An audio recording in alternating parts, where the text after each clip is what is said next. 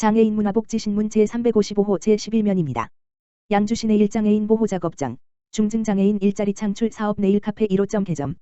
양주시 내일장애인 보호작업장, 원장 은기훈, 지난 6일 경기 섬유종합지원센터에서 중증장애인들의 지속가능한 일자리 창출을 위해 네일카페 1호점을 개점했다고 밝혔다.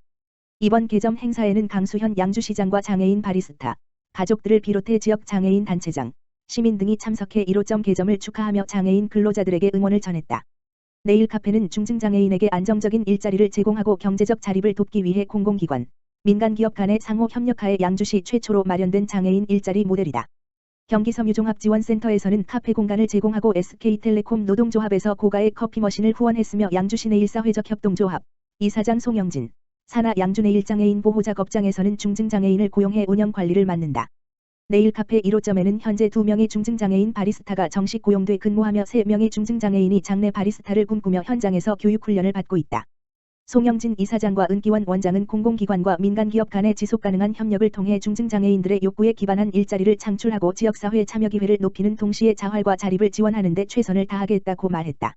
강수현 시장은 카페 개점을 축하하며 양주시 중증장애인들이 능력을 발휘해 바리스타로서 역량을 키우고 자립할 수 있는 발판이 되길 바란다며 중증장애인이 일할 수 있는 일자리를 지속 창출해 경제적 자립 능력 향상과 복지 증진을 위한 노력을 다해달라고 밝혔다. 양주시, 시민이 묻고 시장이 듣고 답하다. 시민 문탑 토크 콘서트 개최.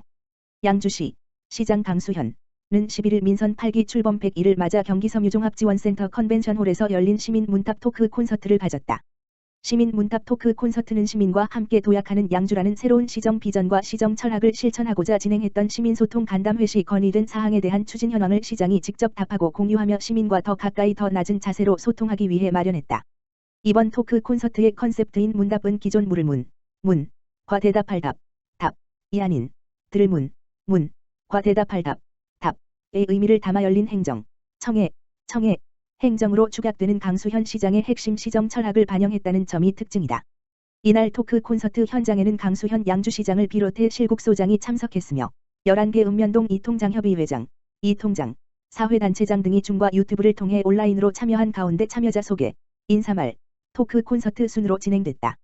일부 토크 콘서트는 지난 시민소통 간담회에서 건의된 읍면동별 민원 진행 사항에 대해 사회자가 묻고 강수현 시장이 답하는 시간으로 진행됐으며 2부에서는 읍면동 이통장 협의회장, 사회단체장의 목소리에 귀 기울이고 양주시장이 직접 답변하는 시민 문답 토크가 펼쳐져 지역 현안에 대한 자유로운 의견이 오갔다.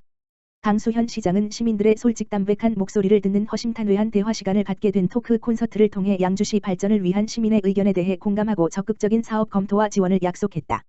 강수현 시장은 취임 이후 100일 동안 산적한 지역 현안 해결을 위해 불철주야 현장을 다니며 시민과 함께 호흡하고 시민의 목소리를 놓치지 않기 위해 노력했다며 양주의 발전과 변화를 원하는 시민들의 간절한 염원이 실현될 수 있도록 쉼 없이 움직이는 양주시정을 펼쳐나가겠다고 밝혔다.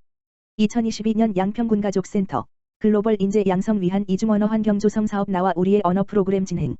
양평군가족센터 센터장 박우영은 다문화 가족 내 부모 자녀의 이중언어를 활용한 소통 증진과 이중언어의 환경을 강점으로 한 글로벌 인재 성장 프로젝트로 이중언어 환경 조성 사업을 진행한다.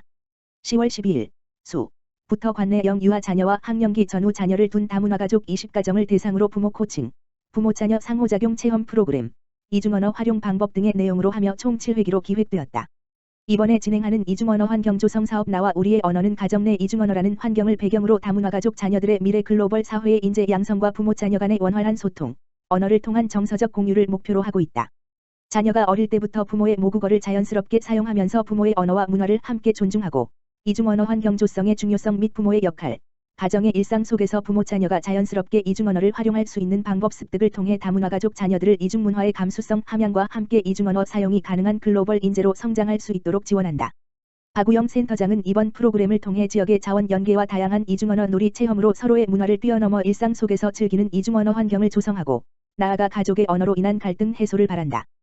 또한 다문화 자녀들이 글로벌 인재로 성장할 수 있는 초석이 되기를 기대하며 다문화 가족 자녀들에 대해 가족센터를 비롯한 사회 각계의 관심과 지원이 강화되길 바란다. 고 전했다. 이중언어 환경 조성 사업 참가 신청과 운영에 대한 사항은 전화로 문의. 가만 전화기 지역번호 031-775-5957 하면 자세한 안내를 받을 수 있다. 양평군 노인지역사회 통합돌봄협의체 회의 개최. 양평군은 지난 14일 양평행복플러스 센터에서 양평군 노인지역사회 통합돌봄협의체 회의를 개최했다고 밝혔다. 회의에는 지역사회 통합돌봄협의체 위원 9인, 공공위원 4인, 민간위원 5인, 이 참석했으며 그간의 지역사회 통합돌봄 추진 경과와 성과를 공유하고 사업에 대한 심의 자문을 진행하였다.